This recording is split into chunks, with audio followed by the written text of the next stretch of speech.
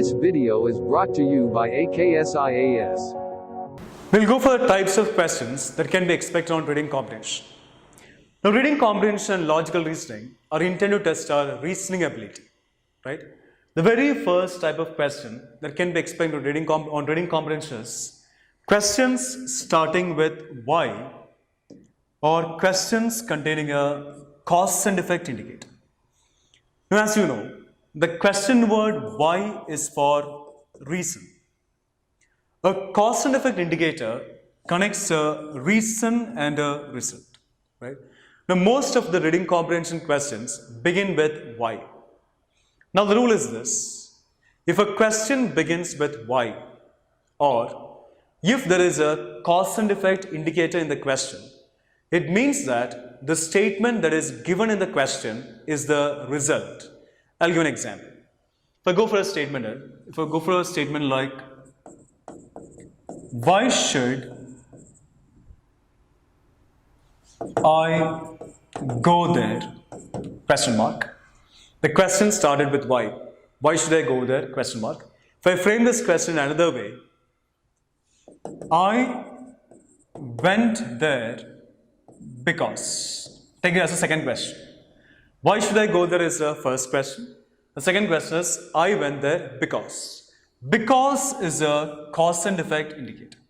Now, as I said, if a question begins with why, or if there is a cause and effect indicator in the question, that means a statement that is given in the question is the result.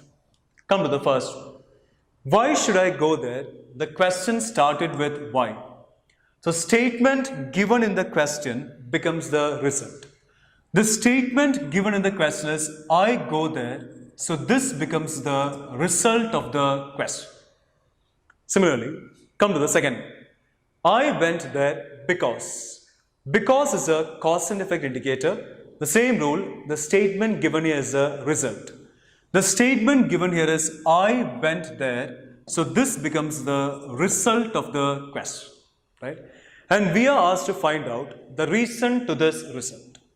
Now, the rule is this: the reason and the result must always come close to each other.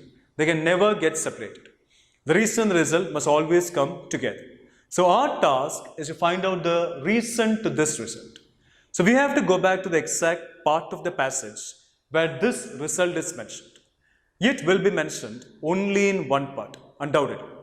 So, when you go to the exact part of the passage where this result is mentioned, the statement that comes very close to this result must be the answer to this question. Forget about all the other sentences in the passage. Forget about the rest of the passage. Focus only on the statement that comes close to the result. Compare only that statement with the options. So, the option that we select as the answer to this question must be given by the statement coming close to the result.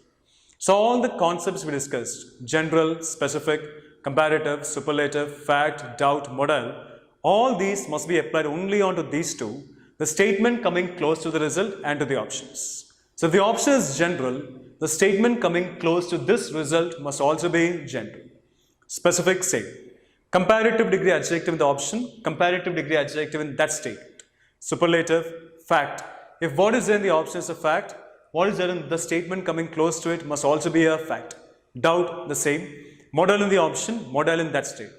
So, all these concepts, all the concepts we discussed apply only onto these two, the statement coming close to the result and to the options, forget about the rest. This is the very first type of question that can be expected in the case of reading comprehension. Questions starting with why or containing a cause and effect indicator. The second type is questions based on a message, a suggestion, or a piece of advice. All mean the same. Now, if it is a question based on any of these three, message, suggestion, or a piece of advice, focus only on the last part of the passage, especially the last sentence of the passage. Because only in the last sentence of the passage, the author will convey his message, give his advice, put forward his suggestion, etc. Now, sometimes all the four options may be correct according to the passage, but we need to answer according to the question, right? And if I say, the question is based on a suggestion, We have 4 options there. All the 4 options are correct according to the passage. Right. The passage contains 2 paragraphs. Take it as 2 paragraphs. Option 1 is given there in the first part of the first paragraph. Cannot be the answer to this question. Eliminated. Option 2 is given there in the last part of the first paragraph. Cannot be the answer to this question. Eliminated. Option 3 is given in the first part of the second paragraph. Cannot be the answer to this question. Eliminated. Option 4 is given there in the last part of the second paragraph. That means the last part of the passage. That must be the answer to this question. So if you find a question based on message, suggestion or advice, focus only on the last part, especially the last sentence. Compare only the last sentence of the passage with the options. So all our concepts, general, specific, comparative, superlative, fact, doubt, modal, all these concepts apply only onto these two, the last sentence and the options. So if the option is general, the last sentence must also be general. Specific, same. Comparative degree adjective in the option, comparative degree adjective in the last statement. Superlative, fact, doubt. If the option is a fact, the last sentence must also be a fact. Doubt, the same. Modal in the option, modal in the last sentence. So all our concepts apply only on these two, as I said, the option and to the last sentence of the passage. Now in fact, the answer to such a question based on a message, a suggestion or a piece of advice, the answer to such a question will be positively judged. Because the message conveyed by the author, the advice given by the author, the suggestion put forward by the author will of course be positively judged. So eliminate all the negative options, right? There is a second type, questions based on a message, suggestion or a piece of advice. The third type is questions based on examples. Now I told you earlier, an example is a support indicator. And the words like example, like, similarly, such as, for instance, as an illustration, likewise mean the same. If it is a question based on an example, you go to the exact sentence where the example is mentioned. And it will be mentioned only in one sentence. I told you earlier as well. Go to a sentence where the example is mentioned and focus only on the statement that comes immediately before the example. Forget about all the other sentences in the passage. Forget about the rest of the passage. Compare only that statement with the options. So option that we select as the answer to this question must be given that the statement coming immediately before the example. So all our concepts, general, specific, comparative, superlative, all these apply only onto these two, the options and the sentence that comes immediately before the example. So the option is general, the statement coming immediately before the example must also be general. Specific, the same. Comparative degree adjective in the option, comparative degree adjective in that statement, superlative, fact, doubt, modal. All these only onto these two, the options and the statement coming immediately before the example. This is the third type, questions based on examples. Right. The fourth type is main idea questions. What is the main idea of the passage? Theme of the passage, summary of the passage, title of the passage, essence of the passage, gist of the passage, crux of the passage, subject matter of the passage, central thought in the passage, primary focus of the passage, or primary purpose of the passage, type of passage, what is the passage about, all these mean the same, main idea type. Right? Now as you know, a passage is an essay. In the case of an essay, which are the two important paragraphs? The first one and the last one. The introductory one and the concluding one. Now, if it is a main idea question, focus only on these two parts. The first part and the last part of the passage. Only on these two parts. Right? If a passage is followed by a main idea question, one word will be mentioned in the first part and the last part. You will find the same word in these two parts, the first part and the last part of the passage. The word that is mentioned in the first part and the last part of the passage is the main idea of the passage. Clear? So find out that word, move on to the options and see which option contains mention about that word. So the option that contains mention about the word that is talked about in the first part and the last part of the passage must be the answer to such a question. Right? Not only that word, you look for the charge of that word. In the first part and the last part, if the word is used in a positive way, the option that we select must also be positive. Similarly, in the first part and the last part, if the word is used in a negative way, the option that we select must also be negative. Right? The passage contains only one paragraph. Focus on the first part, last part of the same paragraph. Passage contains 3 paragraphs. It must mention the first part, last part.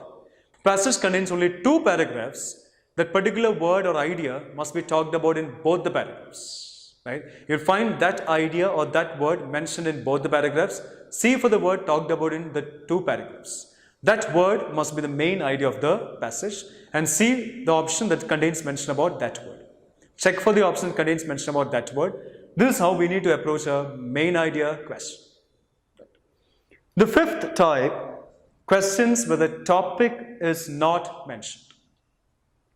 I told you many times, if the topic of the question is mentioned, we need to focus only on that part of the passage the topic is given, compare only that part with the options.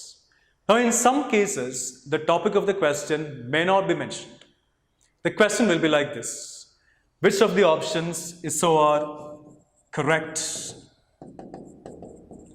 incorrect, valid, invalid, true, untrue, etc.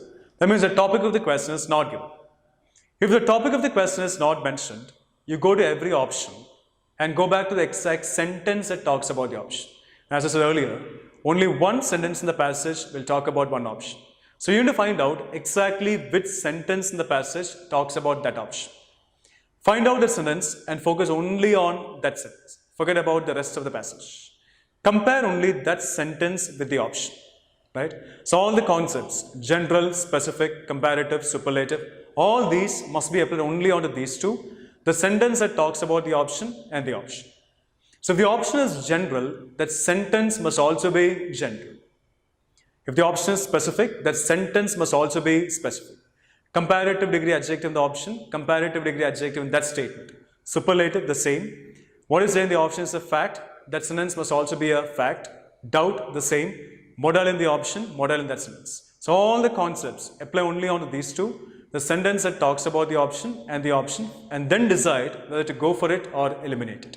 There's a fifth type, questions where the topic is not mentioned. So our primary focus must be on these 5 types. I repeat, starting with why or continuous causative indicator means the statement that is given in the question is a result.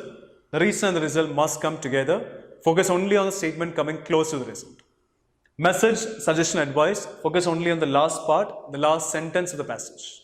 And the answer to such a question must be positively charged. What are the author's suggestions to improve a situation? Example, focus only on the statement coming immediately before the example. Main idea, first part, last part, see the word used in these 2 parts, and then topic is not mentioned. Now, sometimes we may come across a contextual vocabulary question. May appear, may not appear. It appears only 1, max 2. Right? A contextual vocabulary question appears this way. A word will be given there in the question. The same word will be there in the passage, used only once. And the options will be words. Our task is to go for a word to replace the word that is given in the question. In the case of such a question, you go to the exact sentence where that word is mentioned and focus only on that sentence. Right? In that sentence, if the word is used in a positive way, the option that we select must also be positive. Similarly, in that statement, if the word is used in a negative way, the option that we select must also be negative. If we come across more than one option that can be agreed to, find out the synonym and go for the better option or the best option. Right? So such a question, such type of question may appear, may not appear. Anyway, our primary focus must be on these 5 types: why, message, example, main idea, and the topic is not mentioned. Right? So when you take a question, as I said, identify which type of question it is and then move accordingly. Only then we can find out the best option among the correct options. Right? So that's it about the types of questions that can be expected on reading comprehension. Right? This video is brought to you by AKSIAS.